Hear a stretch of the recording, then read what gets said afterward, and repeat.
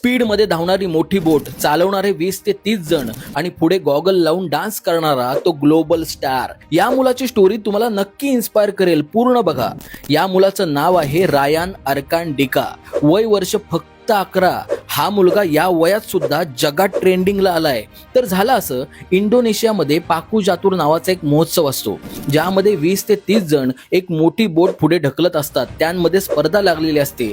अशीच एक स्पर्धा सुरू होती आणि त्याच वेळी एका बोटीच्या टोकावर रायान खतरनाक डान्स स्टेप करत होता आणि त्या बोट चालवणाऱ्यांना मोटिवेट करत होता. त्याचा तो व्हिडिओ अपलोड केला गेला आणि त्यानंतर त्याचा तो व्हिडिओ, त्याच्या त्या स्टेप इतक्या व्हायरल झाल्या की जगातला प्रत्येक क्रिएटर त्याला फॉलो करू लागला. तो व्हिडिओ तब्बल 47 देशांमध्ये ट्रेंडिंगला आहे. आपल्या स्थानिक खेळाला जगभर पोहोचवल्याबद्दल इंडोनेशिया सरकारने रायानला 20 मिलियनचं बक्षीस दिलंय आणि त्याचबरोबर त्याला स्पोर्ट्स अँबॅसेडर सुद्धा बनवलंय.